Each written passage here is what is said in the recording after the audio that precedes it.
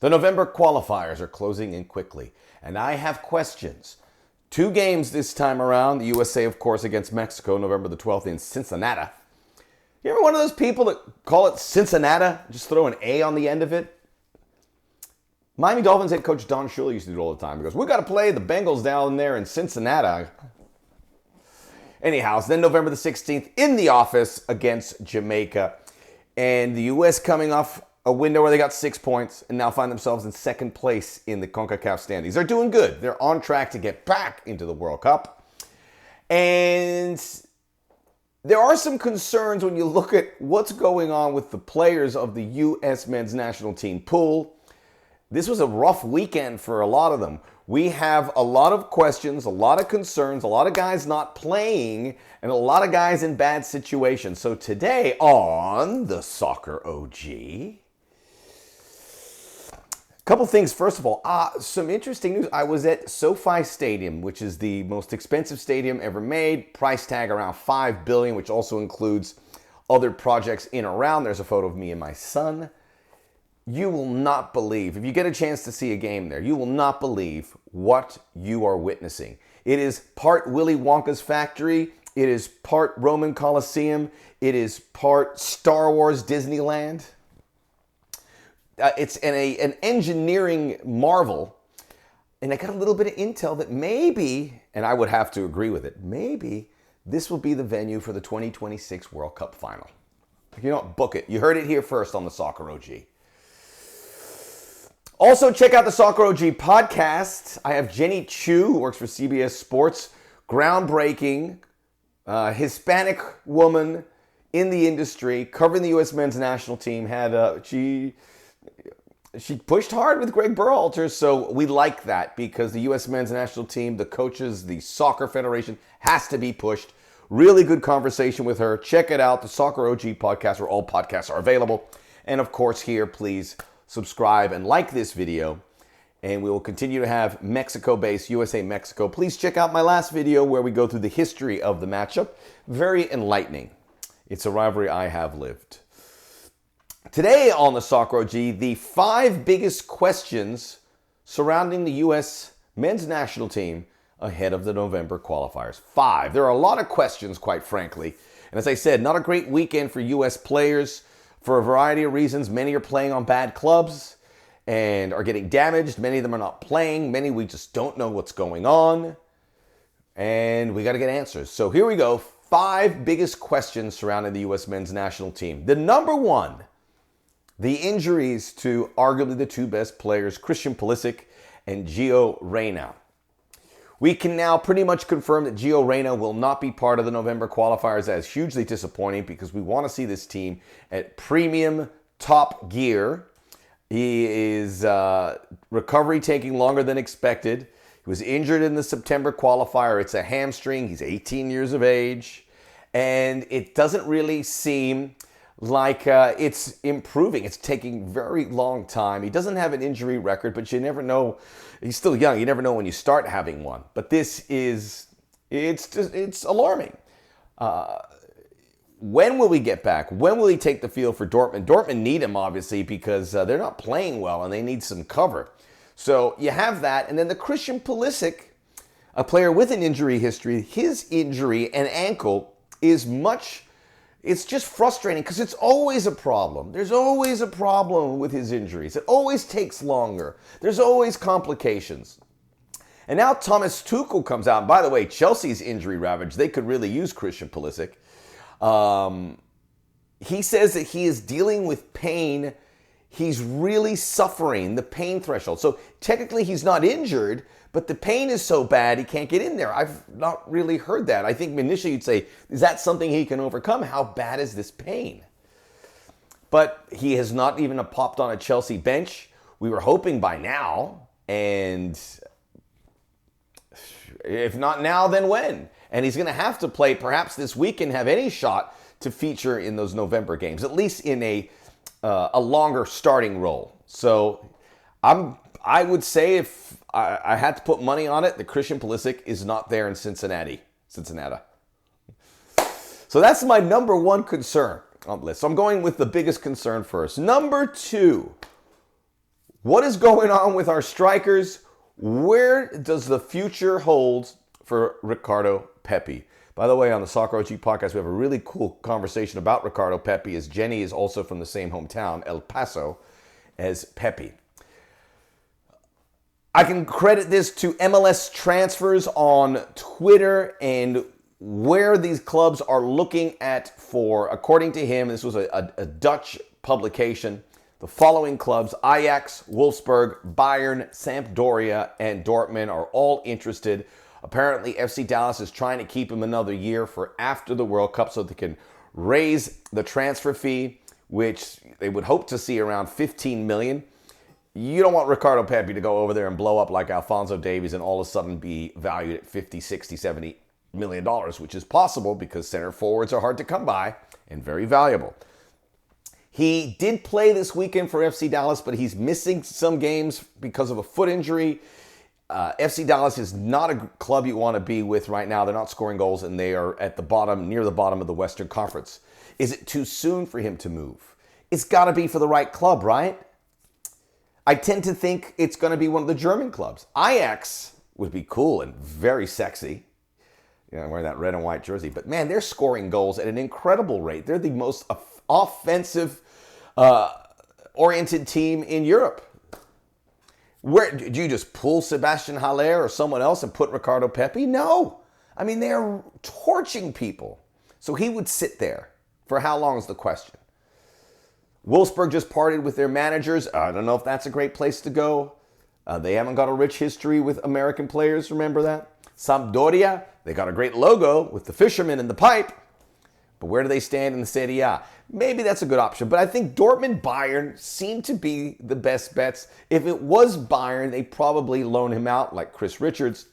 But I would feel safer with the track record of those two clubs to take on Ricardo Pepi. Remember, it's more than just going there and finding a place to play. You've got to feel comfortable. You're 18, so it's got to be a good spot, and your family, etc. It's all got to fall into place. And Dortmund, Bayern have a good track record. They know what they're doing when it comes to that. As for the striker pecking order, concerns here. When you look at Ricardo Pepi's number one, thankfully he's back, so he will probably be the starter November the 12th. Matthew Hoppe, not playing for Mallorca, not even on the bench. There's some reports of injuries, although I couldn't find anything, but we're hearing there might be an injury. But it hasn't been a good fit. He hasn't played at all, minus one game or a couple games. One start, one substitution appearance. It doesn't look like that was a good move. So Matthew Hoppe, do you bring him in if he's not playing? Jossie Zardes is out for the rest of the regular season, so he's not an option coming in. I would have liked to have him because he's somewhat reliable despite the push of many of you here, as we've talked about here and on the podcast. Jordan Pefok is playing for Young Boys. They're in the Champions League, but he's not scoring now. He didn't get called in last time. Apparently, he's not the ideal fit for the Berhalter system. I would imagine because of what I'm telling you with other players that he will get called in. And then Josh Sargent. I tweeted that he was going to score a goal this weekend, so I watched him against Chelsea, and it wasn't really his fault, but Norwich is worse than I could have ever thought. I knew they were bad, and I've watched more Norwich games than I care to mention, but this was just embarrassing. And Sargent's not at a good club, and I don't think he's going to get called in. It's in his head. They've scored 2 goals in, 10 games? All of these are major concerns when it comes to the striking options. Who do you bring in? Who do you play? Out of that list I told you, it's only Pepi. So who could it come? Could Tim Weah start at that position? He's playing with Lille. He's playing in Champions League. Came off the bench of the Champions League. Played with Lille, who are starting to settle in nicely. I think they're in 10th, and he's combining well with Jonathan David, who's been just phenomenal. Daryl Dike scored. Does he get back in the mix? I would tend to think yes. Nico Gioacchini playing a little bit for Montpellier as a sub. I think the last 3 games is calculated 34 minutes, but he's playing. But as a reserve, Jordan Morris coming back. Apparently Seattle, he's close, but 3 major knee surgeries. I don't know if that's the kind of guy you want to bring in here. I was going to say Rubin, but let's not go there. But that list is short. Where are the options? That is highly concerned. Maybe that should be the number one concern, but obviously Pulisic Reyna is big. Number 3, the goalkeeping situation. And this is on Greg Berhalter. He made a mountain out of a molehill with regards to this by pulling Matt Turner and bringing in Zach Steffen. Zach Steffen's stock is rising a little bit. He did start a couple games ago against Burnley for Manchester City while Ederson was coming back from World Cup qualifiers.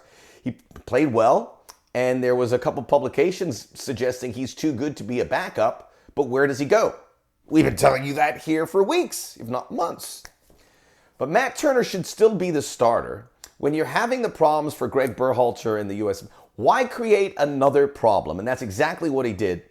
Steffen was okay in the game against Costa Rica, but he made one big mistake. He seems to make one big mistake every game, and that was part of where Costa Rica was able to score the goal. Wasn't facing many chances by any means. Who starts against Mexico? If Steffen's not playing for his club, he can't really. But now you can bring Matt Turner in, and you're like, it's a bad...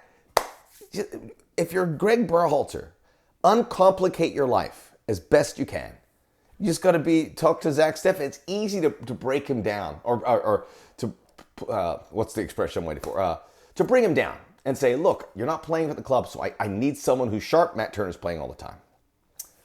So that's number 3 on my list. Number 4, I think, is one a lot of you guys will get into, and I think it's a good conversation to have, and I'll label it as such.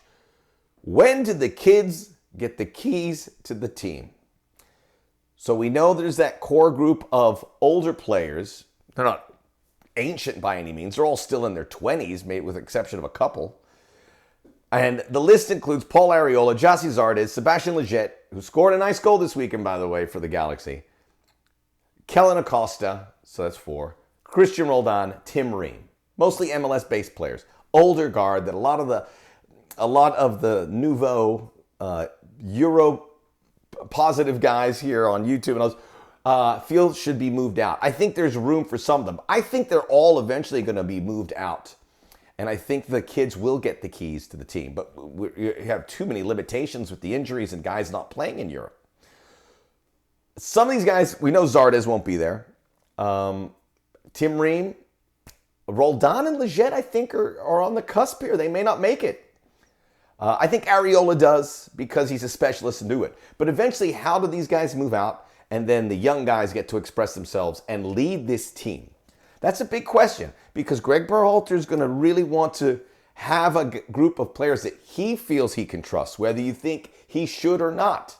Veteran players that provide an important contribution in a locker room, etc. As long as it's positive. But when does that happen? Is it November? Is it January? It's going to happen, and that transition will occur organically or not. So it's a question, right? It's a question. I put it on the list. So there's 4. The 5th one is what's going on with the fullbacks.